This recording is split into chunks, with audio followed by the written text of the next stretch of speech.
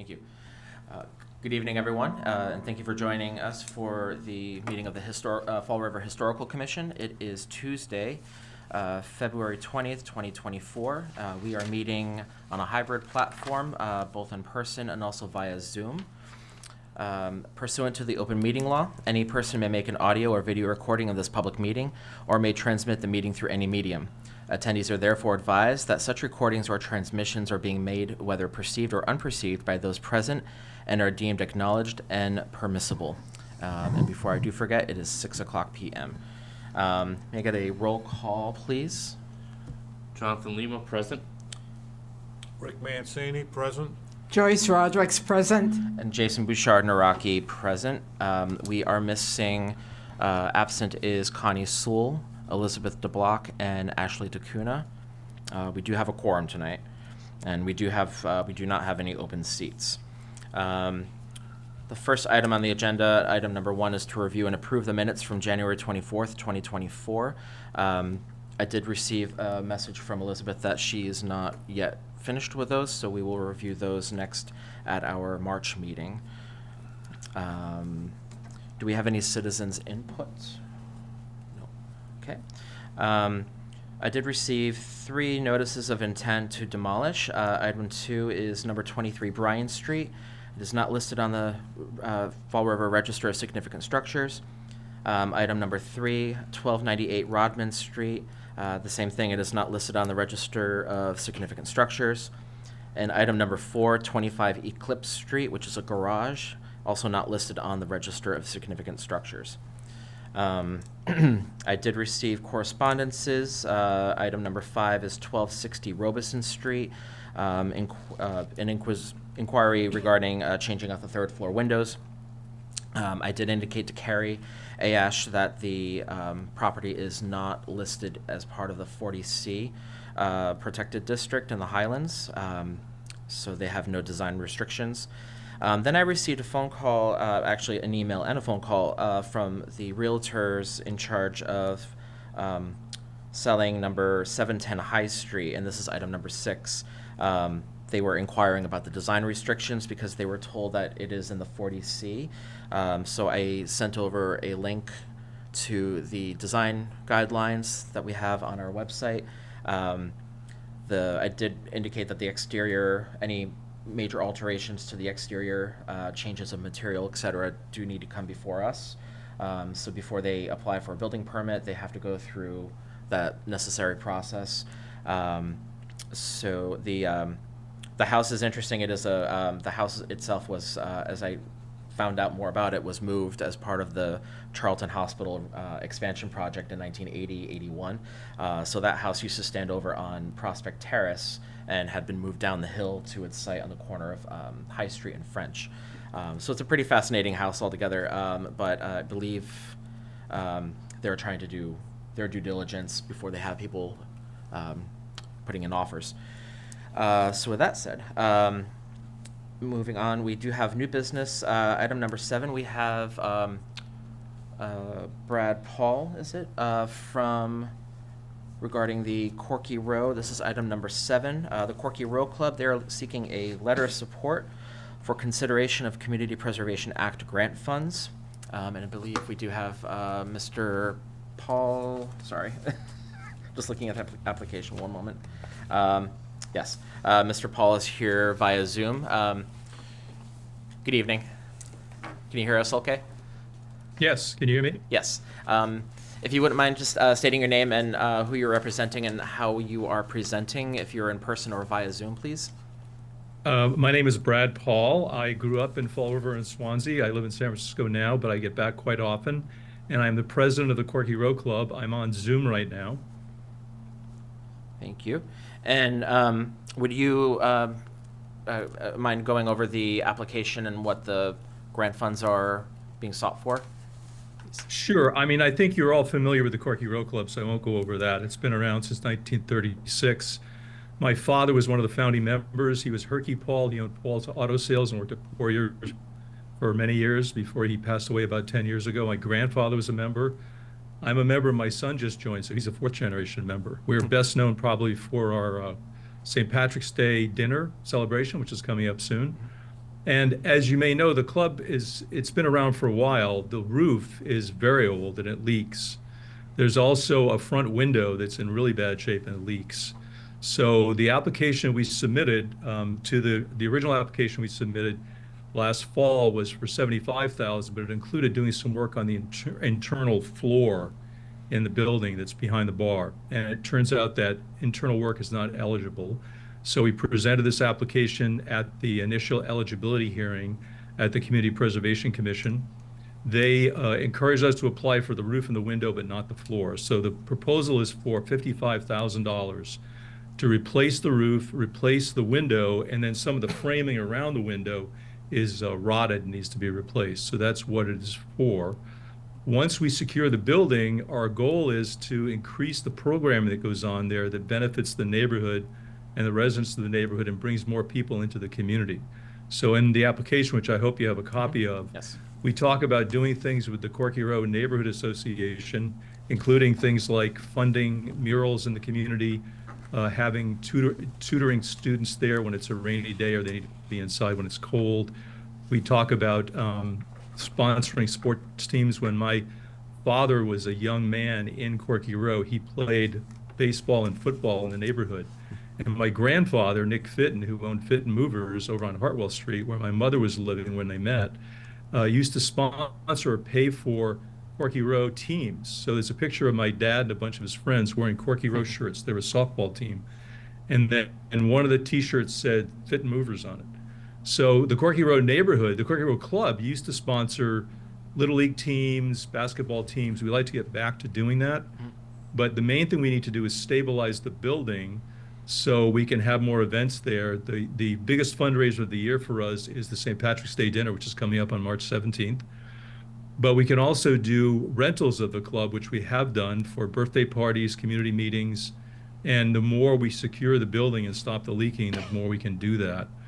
The other thing we did to reduce our expenses is we used to have a full-time commercial liquor license, which costs $3,000 or $4,000 a year to maintain. We now have gone to doing an event license, which is much less expensive.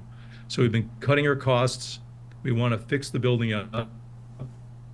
The building or the club will be 100 years old in 2036, and I think we'll get there. And I'm happy to report that we have a growing membership once again. We've had a number of new members. I've gotten 2 members of my family and 2 friends to join, and I have a number of relatives in Fall River who I think are going to join in the next few months. So we and other people on the board are doing the same thing. So I think we're going to see a growing membership. So that's in a nutshell what we're asking for. And we were told, I didn't realize when I filled out the application that the commission needed to sign a letter of support. It was expected to get one from any city body that had jurisdiction over the project. And I was just thinking in terms of renovation, but this building is it's in both a local historic district, a state historic register, and in the National Register Historic District for Corky Row. So clearly it comes under the purview of the Historical Commission. So I'm here late, but I'm here to answer any questions, and I hope you can see your way to providing us with a letter of support. Of course. Thank you very much. And you're exactly correct. We do get requests for letters of support, not just for CPC applications, but also for historic tax credit applications, because per the ordinance, the requirement is the historical commission or any municipal board that oversees the historic assets in the city. Do we have any questions for Mr. Paul on the application? No, it's all self-explanatory in the letter. And then you are going to abide by the Secretary of Interior Standards. You did state that in your letter. Yes. And then you're Yes. going to maintain. Oh, go ahead. I'm sorry, what were you saying? Well, I was just saying that you're going to abide by that, which again would put the window under those same standards. So you'd have to replicate in kind Yes. the windows and the roof. You did say something here about if using the same material is not feasible, a compatible substitute may be appropriate. Before you use the substitute, you would then either check with Historical Commission and then the CPC? Yes, I was just quoting from the Secretary of Standards. I should also mention that When I first moved out here to San Francisco, I worked for the National Trust for Historic Preservation in the San Francisco office. And in those days, 35mm slideshow, I showed examples of the Secretary's standards to explain to people what they meant and how you complied with them.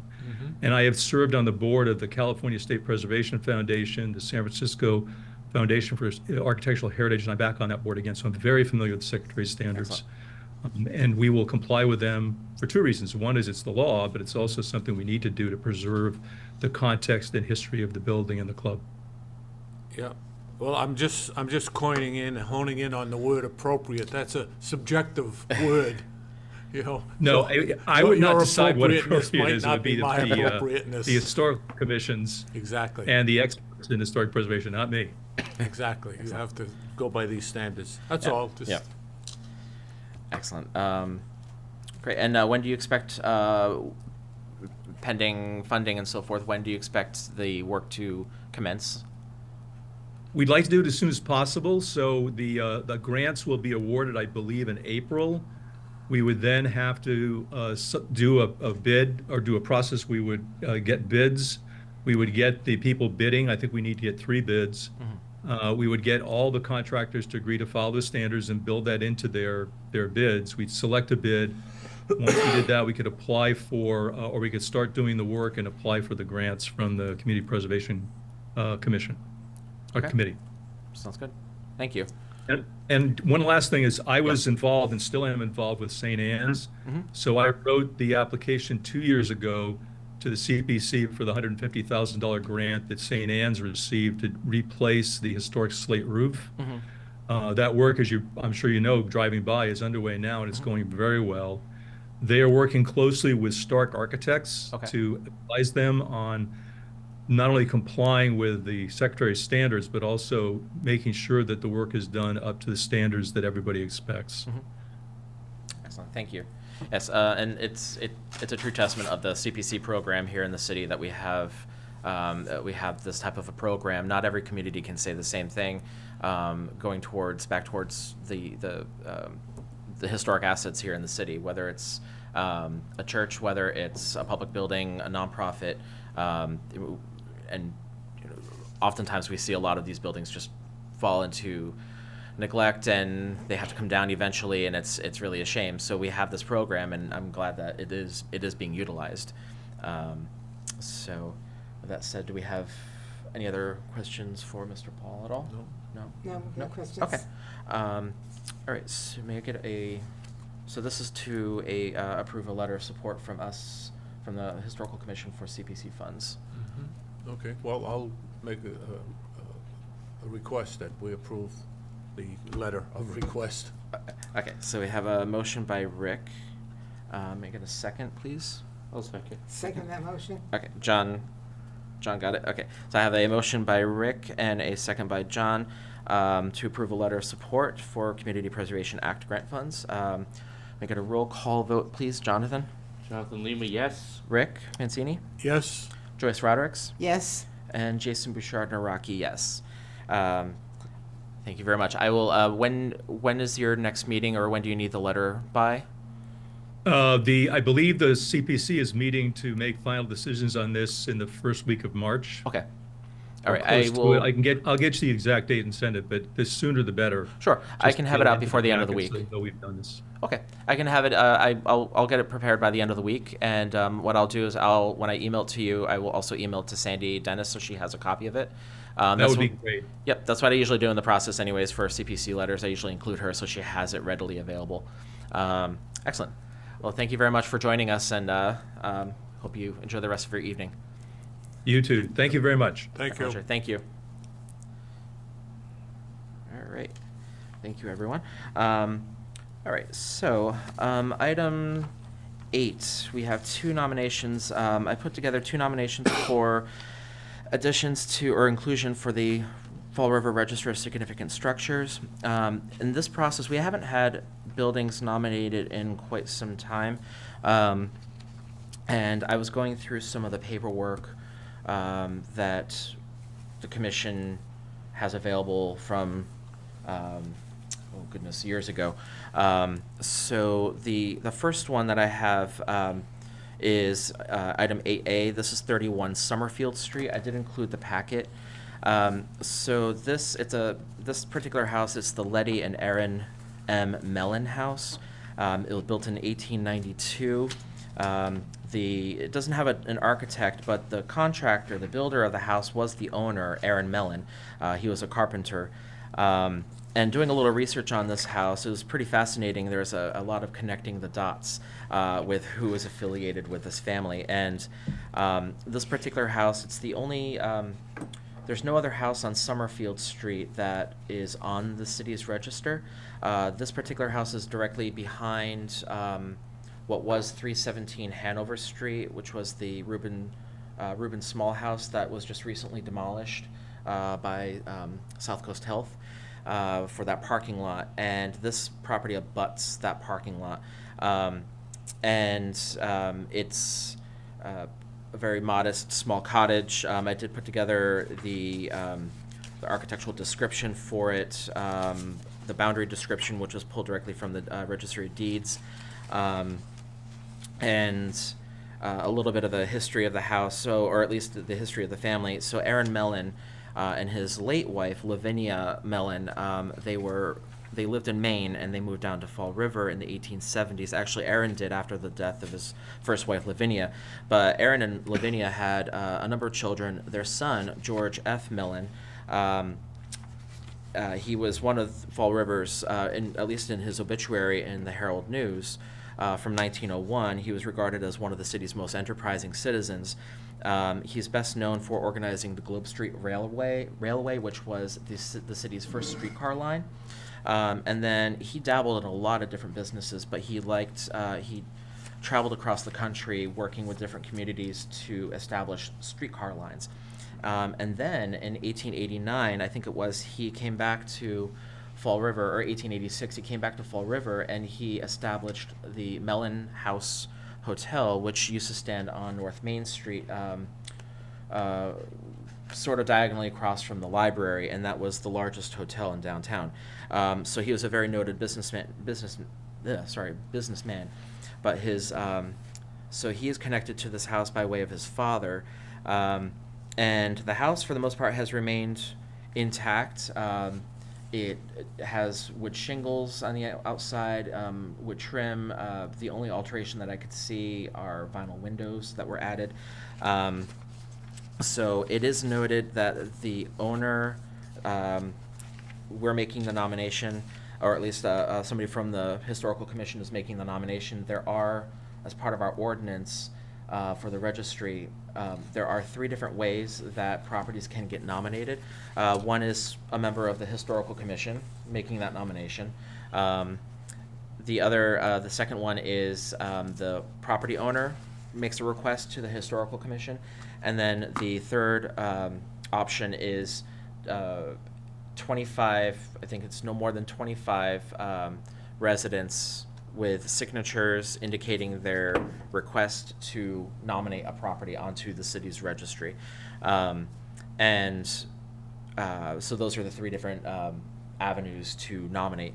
And from there, if the property owner is not part of this initial process, a letter will get written if it's approved by us that we want to proceed with a nomination.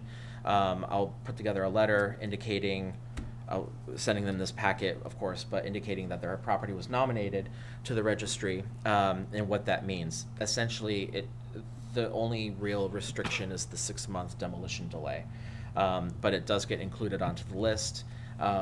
Their address would be included, passed over to the building department. So if at any point, say for example, if there's a request to demolish the house or part of the house or so forth, that there's a delay process on that. It doesn't change the value of the house. Doesn't change any restrictions on the outside, that sort of a thing. So the letter, I do have a template letter from I think it was Tony Dias who put it together years ago. So I have a template letter that I will make edits to regarding this information here. And then in the letter, it'll just say whether or not the homeowner wishes to proceed and have the house or the property included on the register, and they will just send it back. And then we can take a formal vote of getting it listed into the register. Does that make sense how that process works? Oh, no, we're Okay. fully aware Okay. of the process. Yeah. So, with that said, so that's the first one I would like to recommend, or at least nominate. Do you want to make the nomination and accept it now and then move to the next? Sure, we can do that. It is, I do have, so the property owner that I looked up in the registry of deeds is Veronica Dunn. And she lives in the at the residence. So what I'll do is I can draft if it's approved, I will draft a letter to Carrie for her to mail, certified. So that way, with a response that the property owner will mail back to Carrie, so we can have so we have a paper trail on that. Yep. Okay, perfect. I would make the nomination that we put this home on the significant structures list. It's a good area that should start being developed in that format. So I would make the nomination. Okay, thank you. All right, I have a motion by Rick Do you want to, a second? do I have a second? Want a second, Joyce? Do I have a second I'll on this? second. Okay, thank you. And a second by John. All right, so a motion by Rick, second by Jonathan, to nominate 31 Summerfield Street. Roll call vote, Jonathan? Yes. Rick? Yes. Joyce? Yes. Yes, thank you. And Jason Bouchard Naraki, yes. Thank you. So I will get that letter drafted over to Ms. Dunn. And hopefully it's a good response on that. And it should also be noted too that there's, in that neighborhood, there's not a lot of houses that are listed on the register. The neighborhood was surveyed in the 80s, but for whatever reason, it never made it past that point. So the next one, 8B, this is 225 Madison Street. This is the John Russell Ferguson house. There are a few houses on Madison closer to Pierce Street, and then there's a whole cluster over on President Ave that are on the register, but this particular house, and same thing, this has a really cool history. So that block of land bounded by President Ave, Robeson Street, Pierce Street, and Madison Street, up until 1905 was open land. There were no houses. It was one single block of land, and through a estate sale, or at least through the heirs of, I think it was Francis Hood. After his death, his heir Josephine Hoodchick inherited the land, and she sold the property, the block of land, to two people, Frederick J. McLean and Eva Bongartz, and I'm not sure of the relationship between the two, but Fred McLean was a real estate broker in Fall River, and he marketed that block of land bounded by those four streets as a subdivision, and he marketed it as Highland Terrace. And if you go through the old newspapers, you'll find all these advertisements for building lots.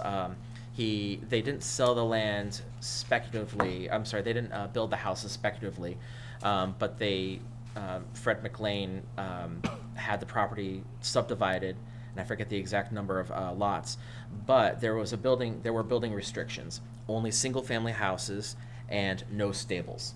And this was 1905, 1910. So in comes John Russell Ferguson. He was the principal at the Watson School. Prior to that, he was the principal at the Westall School. And the newspapers at the time regarded him as one of the leading educators in the city. So he bought the land at 225 Madison from Frederick McLean and Eva Bongartz, and I don't know the architect of the house. A number of other houses on that block were designed by Joseph Darling. So my suspicion could be Joseph Darling, but it also could very well be a pattern house plans purchased from a magazine.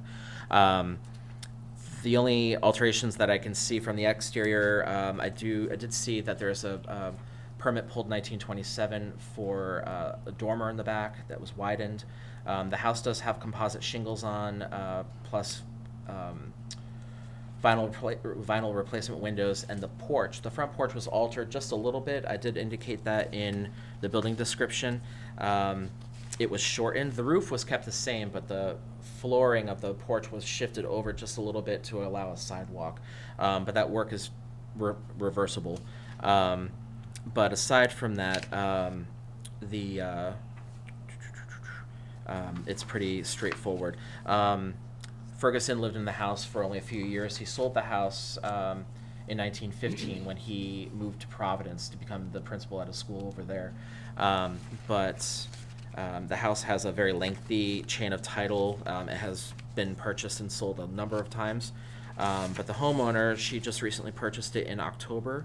The homeowner, I did have it here on the form. It's Pamela Liberty, who happens to be a former city councilor.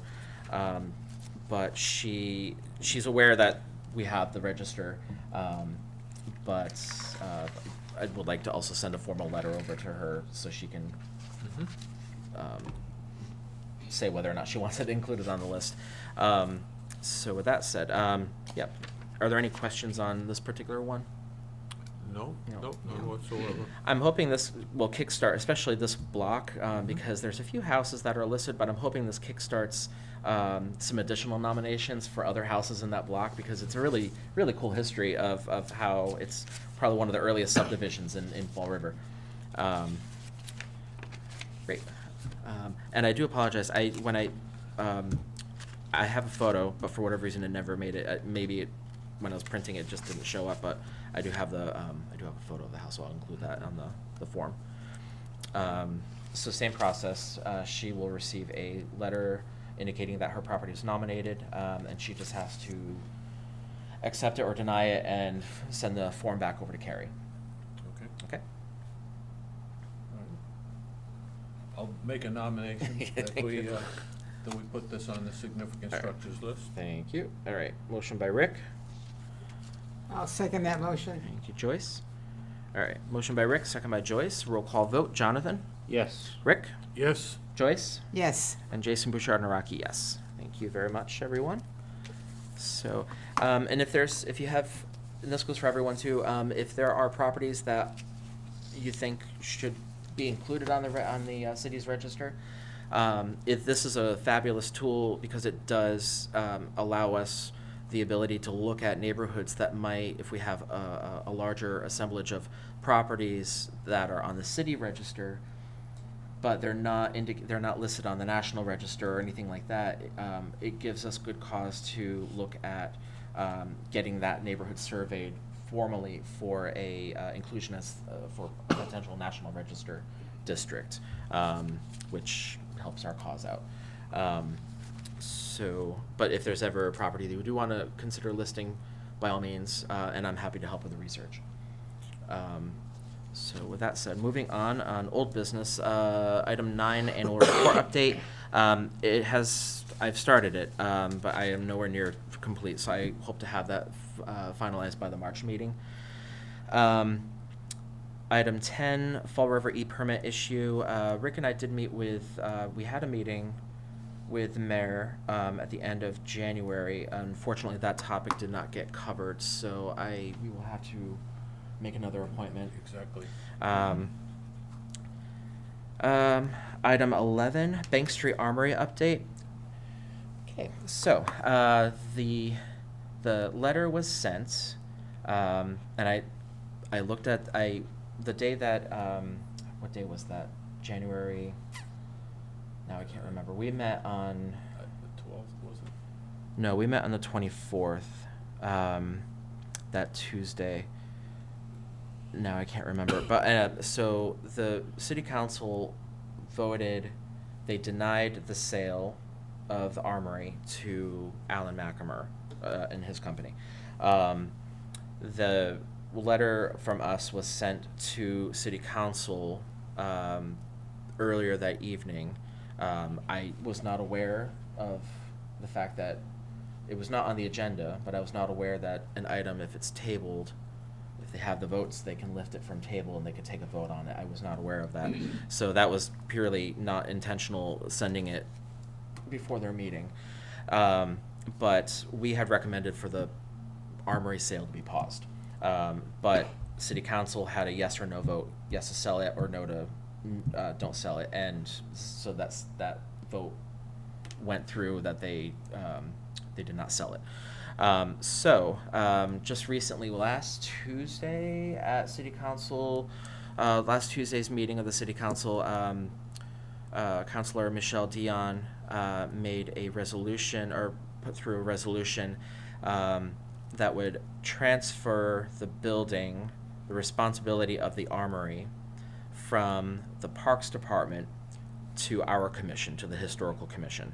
Councilor Linda Pereira made the addition of the amendments adding in the Preservation Society.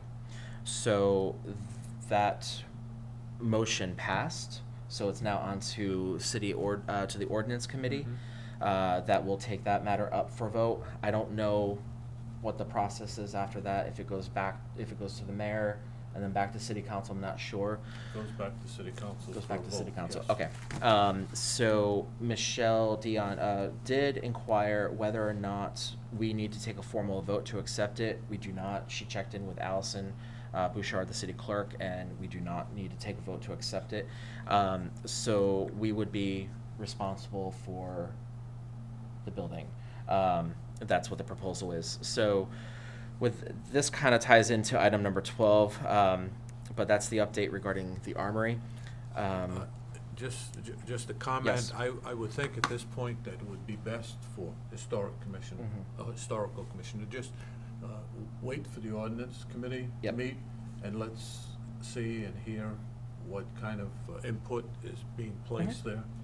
We might attend ourselves just to be present and get involved with the conversation. I think it's going to be a much debated Oh, yeah, subject. absolutely. So, I don't think any of those decisions are in concrete at this point. No. When it does go before committee, the ordinance committee, I believe we will be invited to attend. We will not be able to attend as a quorum, we can all, from what I was told, we can all attend in the audience, but for those presenting, when invited to speak, we can't have more than 3 people. So just letting you know on that, but that's my understanding of that. And I could be totally wrong, but so with regard to item 12, certified local government application update. So I emailed the application. I did receive finally the comments back from the state commission with some very minor additions, not necessarily edits. I just had to make a couple statements in addition to everything. So I sent that over to Corporation Council for their review. There is a small section partway through the assurances. So I have not received a response yet, but what I will do, I'm going to email tomorrow the mayor's office as well as Corporation Council, just as a follow-up to see where we are with it. From my understanding, Mass Historical said everything's good on the application. So once the mayor signs off on it, we mail it over to the Historical Commission in Boston. They will review it. Once approved, they will send back to us a certification, and that has to get signed by the mayor. From there, it gets sent back to Boston for their final signatures. They then send the whole packet over to the National Park Service for their approval. So we have a few more steps, but we're in the right direction. Right, it's moving. It's moving. Just a lot of back and forth. Well, this is quite an accomplishment to get even this far in the state with this program, and for the city to get this program it's a tremendous asset. It also opens to us the ability to acquire a lot of funding that's available. So it's a plus for everyone to get this completed, and I believe we're going to be one of less than 35 communities, cities and towns and communities that will have this certification in the state. So there's federal monies and state monies available that are just not being utilized. So getting this certification is a tremendous advantage to the city. Absolutely. And it's interesting too, because we have the groups that we've met before, the consultants, I'm thinking of those from Ryan, LLC, and then Epsilon. And we get the same comment over and over again, how are you not a CLG? We check all the boxes off. So it's great, and it does tie in with the Armory, because we will be able to, if we are the ones that would be overseeing the building, and you know, whether or not we need to create a subcommittee, I would imagine we do have to create a subcommittee, but we would at least be able to apply for grant funds, for example, in the case of this building, for an updated feasibility study, structural assessment, and so forth, which, and that's not just for that project, but other things too. And in the case of moving on to item 13, the Highlands Local Historic District expansion, grant funds would also be handy to apply for getting surveys done, because when I drafted the addresses, I was not expecting 150 addresses, so that's excellent. But so where are we at with, we just need to get the mailing addresses put together. Yes, and I've got a few of them done. Yep. And what's gonna happen is I've been taking the time to, we've been getting an actual photo. I did not bring it with me, so sorry. That's okay. But what'll happen is, when they're all done and ready, we'll give them to Carrie and see if she can mail them out. Oh, yeah. Yeah, but it'll be a regular tax assessor's form that will be attached to each one of the addresses, Okay. so that there'll be a photo and a complete description of the property and everything else that we need. Not only, you know, the name and the address of the homeowner, but it will have all of the significant information about the structure with it. Okay. So that'll be good. When I went on to the, so I was drafting up all the addresses, I was using the city's GIS maps when I was drafting up the addresses, and I noticed there was a disclaimer. When you go onto that website, it said that the last time it was updated was in May of 2022, I think it was. So any of the info on there was taking with a grain of salt. So I would imagine Patriot Properties should be updated with the proper homeowners. Maybe, I'm not sure, but the tax assessor will have the most up-to-date list on that. Yeah, And that's the list that I'm using. perfect, excellent. So what it'll be giving us is a short Form B, actually. Yep. With every one of the filings, which is a plus. Okay. Gets us, you know, more towards the Form B completion Okay. process. And then, so once on that Excel sheet that I sent over, and what I'll do is I'll just send over a link to the folder so everyone has access to it if there's any additions that need to be made. But that list will, on the Excel sheet, I can send that over to Carrie, and she can use that directly to create the labels and so forth, and we can get get those mailers out. Good. Okay. And if you need any help on that, please let me know. I can hop on. So with that, were there any questions on anything at all? Okay. All right, don't think I have anything else. We are scheduled to meet next. Let me just grab my calendar. I did not put it on the agenda. I do apologize. I do have this room blocked out on Tuesday, March 19th, 2024. So I did go through and I did give the list of all the dates to Carrie. So we do have this room blocked out every third Tuesday at 6 p.m.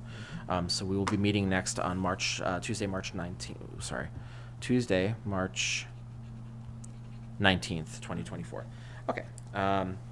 It is 6:40 p.m. I get a motion to adjourn tonight's meeting. Make a motion. I'll make a motion to adjourn. John made a motion. May I get a second? I'll second that motion. Thank you. All right, motion by Jonathan and a second by Joyce to adjourn at 6:40 PM. Roll call, Jonathan, Yes. Rick, Yes. Joyce, Yes. and Jason Bouchard Naraki, yes. Thank you very much, everyone.